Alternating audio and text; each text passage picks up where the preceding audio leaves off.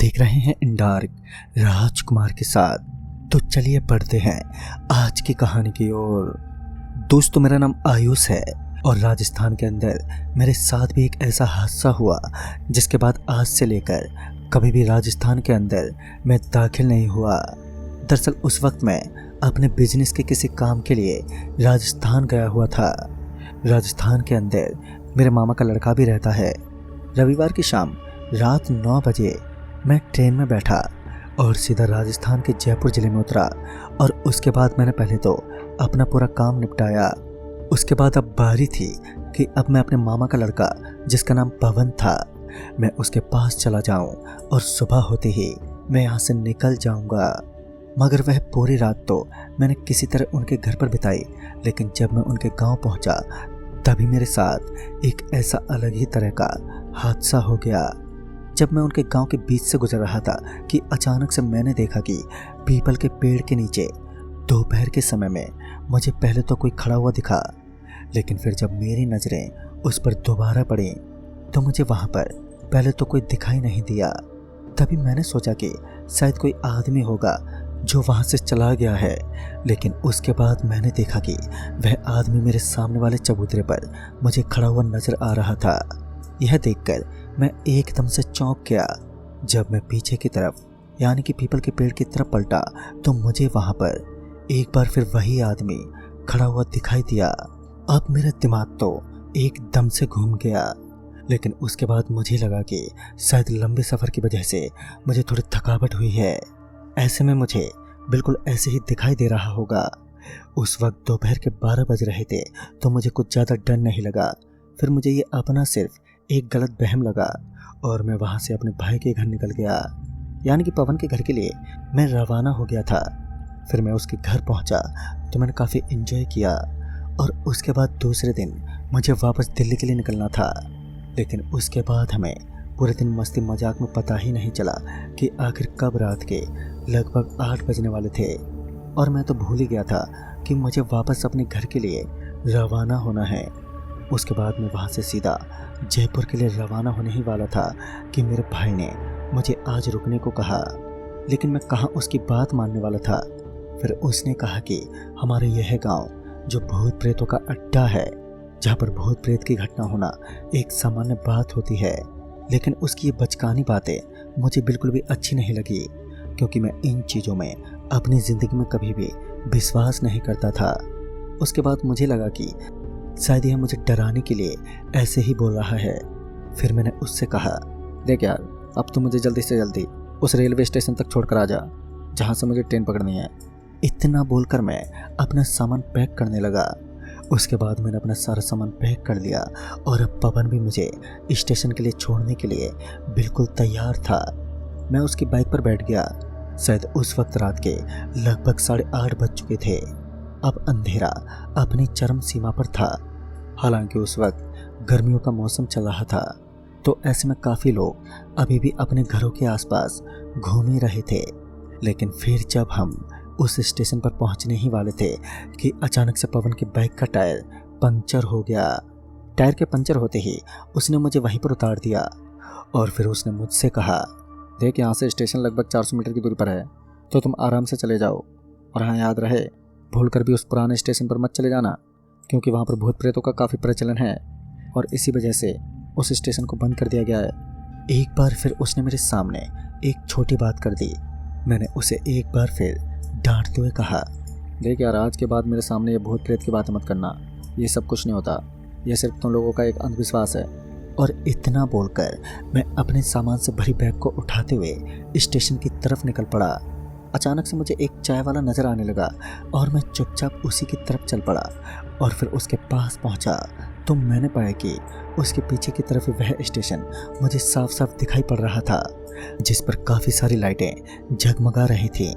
मुझे लगा कि शायद यही स्टेशन होगा, लेकिन उस वक्त वह स्टेशन सुनसान पड़ा हुआ था। चारों ओर खामोशी पसरी हुई थी। ऐसा लग रहा था कि उस स्टेशन पर कोई आता ही ना हो। लेकिन फिर मुझे लगा कि शायद आज कोई यात्री मौजूद नहीं होगा। और फिर जब मैंने उस चाय वाले से उस स्टेशन के बारे में पूछा तो उसने मुझे कहा, हाँ, यही स्टेशन है और यहीं से रात के लगभग 10 बजे की ट्रेन होने वाली है, जिसमें आने में अभी एक काफ़ी टाइम बाकी है। उसके बाद मैं चुपचाप से स्टेशन की तरफ निकल पड़ा। मैं स्टेशन पर पहुंचा तो मैंने देखा कि वहाँ पर चारों तरफ कोई भी आदमी दिखाई नहीं दिया।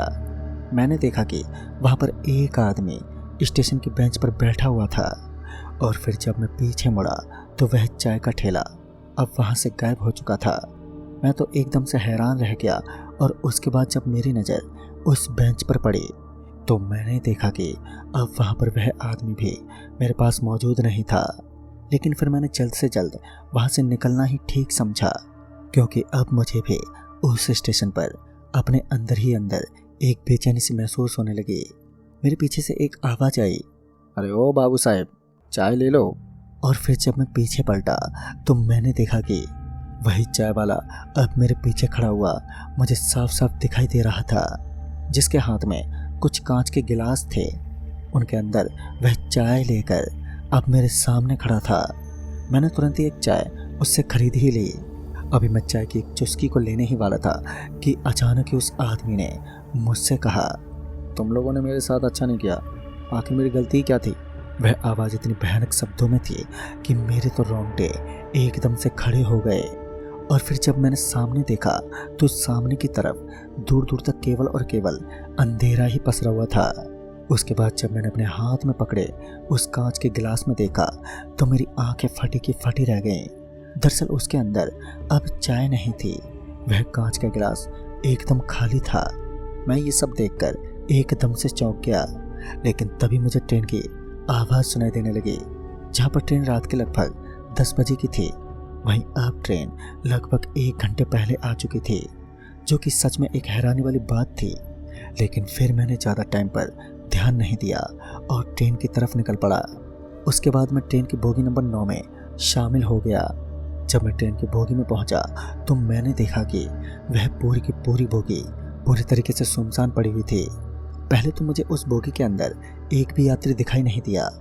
फिर जब मैं अपनी सीट पर जाकर बैठा और मेरा ध्यान इधर उधर की तरफ अटक गया, तो उसके बाद जब मेरी नज़र उस बोगी के अंदर पड़ी तो मैंने देखा कि वहाँ पर काफ़ी ज़्यादा शोर मचा हुआ था।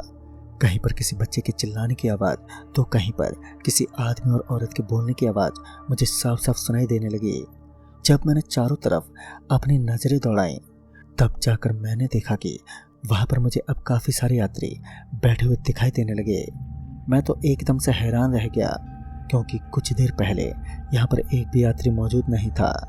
अब मैंने देखा कि वहाँ पर पूरी की पूरी बोगी आदमियों से भरी पड़ी थी, लेकिन एक आदमी का भी सर ऊपर की तरफ नहीं था। सभी अपने सर को झुकाए हुए बैठे थे। अचानक एक आदमी ने मेरे कंधे पर अपना हाथ लगाते हुए कहा, भाई साहब ज़रा पीछे हटिए, ये मेरी सीट है। और फिर जब मैंने उस सीट पर ध्यान दिया तब जाकर मैंने देखा कि उस सीट के ऊपर उस आदमी का सामान रखा हुआ था। लेकिन कुछ देर पहले तो मुझे वहाँ पर कोई भी सामान नज़र ही नहीं आया था। लेकिन उसके बाद मैं ऊपर की सीट की तरफ चल पड़ा, क्योंकि अब मुझे थोड़ी थोड़ी नींद भी आ रही थी। तो मैं ऊपर की सीट पर जाकर आराम से बैठ गया। मैं आराम से ट्रेन की बोगी के अंदर सोने लगा। लेकिन जब मेरी आंखें खुली तो मैंने देखा कि अब वो ट्रेन एक जगह पर आराम से रुकी हुई है। तभी मैंने बोगी के अंदर सो रहे सभी यात्रियों पर अपनी नज़र डाली तो मैंने पाया कि वह सभी लोग भी आराम से सो रहे थे। मैं अपनी बर्थ से नीचे उतरा और उसके बाद बाथरूम की तरफ चल पड़ा। लेकिन जब मैंने बाहर की तरफ देखा तो मैं एकदम से हैरान रह गया, क्योंकि इस बार मैंने देखा कि बाहर की तरफ मुझे केवल और केवल ट्रेन काफ़ी स्पीड में भागती हुई नज़र आ रही थी। भला ऐसा कैसा हो सकता है, क्योंकि मैंने अभी अभी तो ट्रेन को बाहर की तरफ रुका हुआ देखा था। लेकिन उसके बाद मैं चुपचाप बाथरूम की तरफ निकल पड़ा। उसके बाद मैं चुपचाप बाथरूम के अंदर टॉयलेट करने के बाद जब बाहर निकला तो मैंने देखा कि अब बाहर की तरफ एक भी यात्री मौजूद ही नहीं था। फिर मैंने बाहर की तरफ यानी कि ट्रेन से बाहर देखा तो पाया कि ट्रेन एक जंगल के अंदर रुकी हुई थी, मगर उस रास्ते में तो कहीं पर भी कोई जंगल था ही नहीं।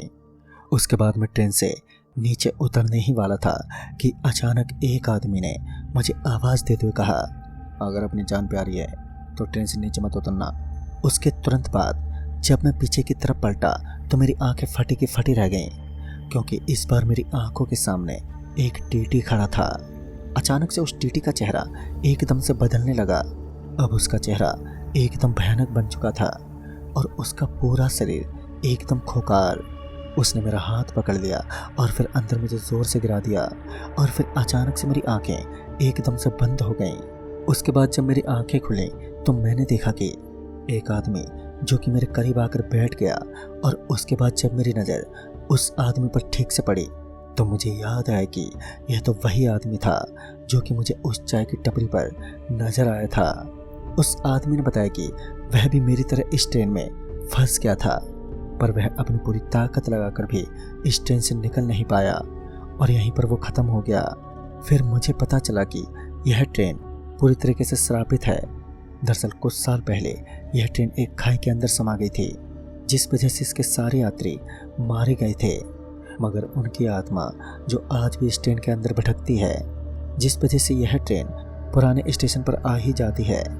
उस आदमी ने मुझे बताया कि यहाँ से कुछ दूर आगे मुझे एक आग जलती हुई दिखाई देगी और मुझे वहीं पर किसी भी तरह से कूद जाना है।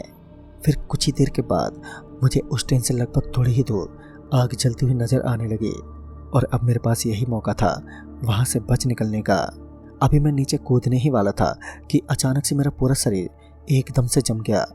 मैं अपनी पूरी ताकत लगाकर भी वहाँ से हिल पाने में बिल्कुल भी सक्षम नहीं था, लेकिन उसके बाद मैंने भगवान का नाम लिया और अपनी पूरी ताकत लगाते हुए एकदम से नीचे कूद गया। मेरी आंखों के सामने तेज रोशनी आने लगी, जिस वजह से मेरी आंखें एकदम से बंद हो गईं और फिर मैं वहीं पर बेहोश हो गया। और उसके बाद जब मेरी आंखें खुली तब जाकर मैंने देखा कि अब मैं एक स्टेशन पर गिरा हुआ था और वह स्टेशन वही पुराना स्टेशन था, लेकिन अब मैं शायद खतरे से बाहर था। उसके बाद मैं वहाँ से सीधा उस स्टेशन की तरफ चल पड़ा, मगर जब मैंने इस घटना का जिक्र काफ़ी लोगों से किया तो किसी ने भी मुझे कोई जवाब नहीं दिया। लेकिन दोस्तों, उस दिन किसी भी तरह से मेरी जान बच गई, यही मेरे लिए काफ़ी है, क्योंकि शायद वह चाय वाला ना होता तो शायद मैं नहीं बच पाता। लेकिन उस चाय वाले का क्या राज है यह तो मैं आज तक नहीं जान पाया। तो दोस्तों, इस कहानी में बस इतना है। तब तक के लिए बाय एंड टेक केयर।